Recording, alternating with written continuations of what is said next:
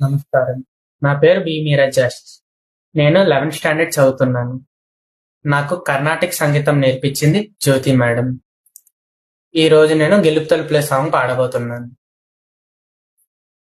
ఏవో ఆశలన్నీ ఎదిగే కళ్ళ ముందరే, ఎగిరే ఊహలన్నీ నిజమై నన్ను చేరేలే.